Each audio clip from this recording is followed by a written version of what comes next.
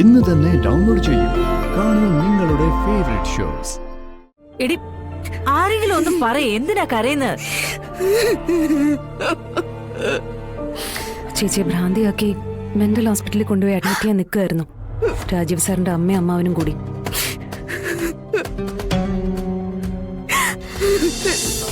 ഇപ്പോ ചികിത്സ നടക്കുന്നില്ലേ? ഭാമയുടെ കച്ചവടവും പിന്നെ മോൻ ഓട്ടോ ഓടിച്ച് കൊണ്ടുവരുന്നതൊക്കെ ആയിട്ട് കാര്യങ്ങൾ വലിയ പ്രശ്നമില്ലാതെ നടന്നു പോകുന്നുണ്ടേ. ഓട്ടം കിട്ടുന്ന സ്ഥലമല്ലേ ഇത്? എങ്ങനെ നോക്കിയാലും കുഴപ്പമില്ലാതെ പോകാൻ പറ്റുമല്ലോ അല്ലേ? ആ, കുഴപ്പമില്ല, നടന്നുപോണ്ട്. അതിന് വലിയ കാര്യമാണല്ലോ. ഡ്രൈവിംഗ് അറിയാമോ? അറിയാം. സാറേ, അവൻ ലോറി ഓടിച്ച് നടന്നിരുന്നതല്ലേ, അതിനുശേഷമാ ഈ ഓട്ടോ ലോൺ എടുത്ത് വാങ്ങിച്ചതേ. നല്ലൊരു എമൗണ്ട് എല്ലാ മാസവും ലോൺ അടയ്ക്കാൻ തന്നെ വേണേ. എങ്കിൽ പിന്നെ സർക്കാർ ലെവലിൽ ഒരു താൽക്കാലിക വേക്കൻസി വന്നിട്ടുണ്ട്. സർക്കാർ കാര്യമാ. നാളെ അവിടം വരെ ഒന്ന് പോവോ? കിട്ടിയാൽ ഡെയിലി വേജസ് ആണെങ്കിലും തരുന്നതേ കേരള ഗവൺമെന്റാ. അങ്ങനെ കിട്ടുന്ന പണത്തിന് പവർ ഒരല്പം കൂടും. സ്ഥിര നിയമനം അല്ലെങ്കിലും കിട്ടിയാൽ പിന്നീട് അത് ചിലപ്പോൾ ഗുണം ചെയ്തേക്കും. എന്താ, നോക്കുന്നോ?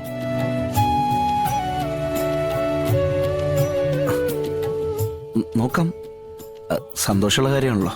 എന്നാ പിന്നെ പോകേണ്ട സ്ഥലവും കാണേണ്ട ആളെയും ഞാൻ വിളിച്ചു പറഞ്ഞോളാം.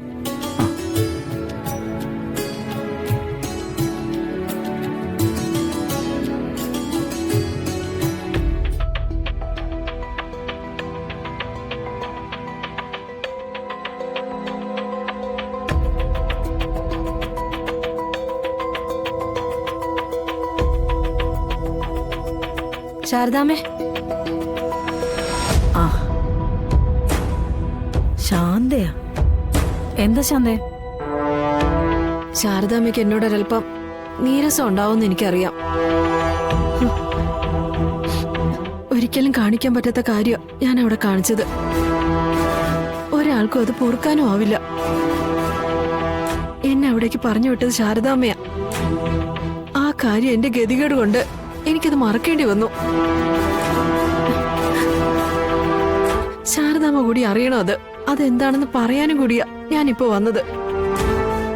എന്തായാലും നീ വാ, നമ്മളെന്നും കാണുന്നവരല്ലേ, ഇങ്ങനെ അന്യരെ പോലെ നിന്ന് സംസാരിക്കേണ്ട കാര്യമില്ലല്ലോ. വാ. ശാരദാമ്മ, ഞാനത് മനഃപൂർവ്വം ചെയ്തതല്ല ശാരദാമ്മ.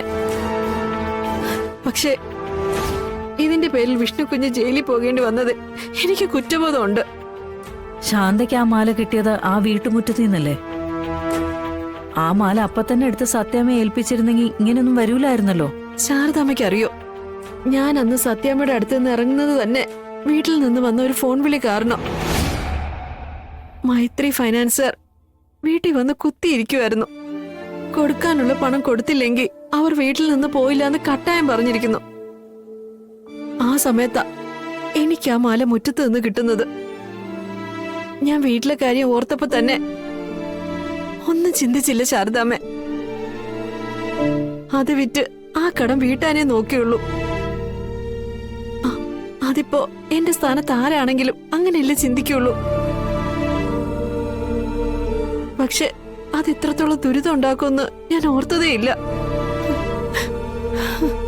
അത് കാരണം ഉണ്ടായിരുന്ന പണി നഷ്ടപ്പെട്ടു. പണി പോയ കാര്യം ഓർത്ത് ശാന്ത സങ്കടപ്പെടണ്ട. ഞാനല്ലേ നിന്നെ അങ്ങോട്ട് പറഞ്ഞു വിട്ടത്. അതിനു മുന്നേ നീ ഇവിടെയല്ലേ ജോലി ചെയ്തത്.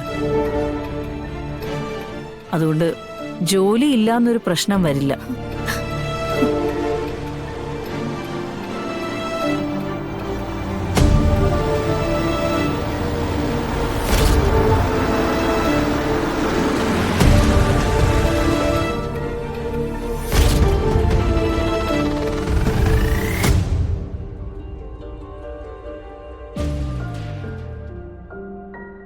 ചേച്ചി വാ.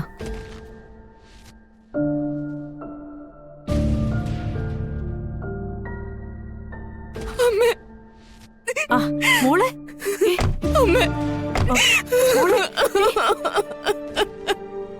ശാലിനി, മോളെ ഇടി.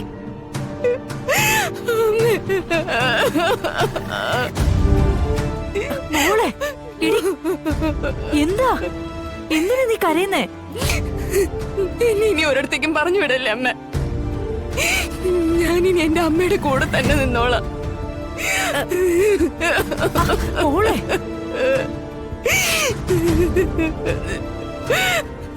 മോളെ നീ എന്താ ഉണ്ടായെന്ന് പറയേ. ശാലിനി നീ പറ, എന്തിനാ ഇവളിങ്ങനെ കരയുന്നേ? എടി ആരെങ്കിലും ഒന്ന് പറയേ, എന്തിനാ കരയുന്നത്? ചേച്ചിയെ ഭ്രാന്തിയാക്കി മെന്റൽ ഹോസ്പിറ്റലിൽ കൊണ്ടുപോയി അഡ്മിറ്റ് ചെയ്യാൻ നിൽക്കുകയായിരുന്നു രാജീവ് സാറിന്റെ അമ്മയും അമ്മാവനും കൂടി.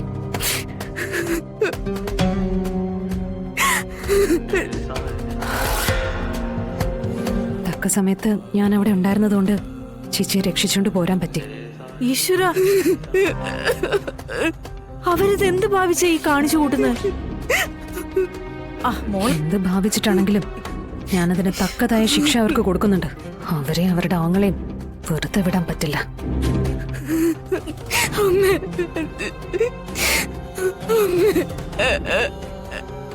മോളെ നീ കരയാതെ, നീ ഒന്ന് സമാധാനിക്ക്. എടി രാജീവില്ലേ അവിടെ? രാജീവിനെ പറഞ്ഞു നിർത്തിക്കൂടെ അവന്റെ അമ്മയെ? പിന്നെന്തിനാ അവൻ ആണായിട്ട് നിൽക്കുന്നത്? അമ്മേ, രാജീവേട്ടൻ റിസർച്ചിന്റെ കാര്യം പറഞ്ഞ നീ യുഎസിലാ. രാജീവേട്ടൻ ഇവിടെ നിന്നപ്പോഴും എന്റെ സ്ഥിതി ഇതൊക്കെ തന്നെയാ. അമ്മയെ ഓർത്ത് രാജീവേട്ടൻ ഒന്നും പറയത്തില്ല. എന്തായാലും ചേച്ചി ഇവിടെ എത്തിയില്ലേ, എല്ലാത്തിനും നമുക്ക് സമാധാനം ഉണ്ടാക്കാം. അമ്മ, ചേച്ചി അകത്തേക്ക് കൊണ്ടുപോ. എടി നീ കേറുന്നില്ലേ? ഇല്ല, എനിക്ക് ചിലരെയൊക്കെ തക്കതായ രീതിയിലൊന്ന് കാണാനുണ്ട്. പിന്നത്തേക്ക് വെച്ചാ അതിന്റെ ചൂടങ്ങ് പോവും. രാമേട്ടാ,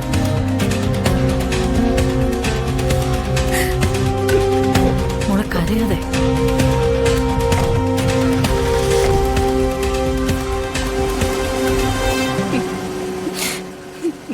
മോളെടി നീ സമാധാനിക്കൂ കുഞ്ഞെ. പോവാൻ വയ്യ അമ്മ, എന്നെ വിടല്ലേ. ഇല്ല നോക്ക്, നീ സമാധാനിക്ക്, കരയാതെ. നമുക്ക് എന്തേലും സമാധാനം ഉണ്ടാക്കാം. വാ കയറ്.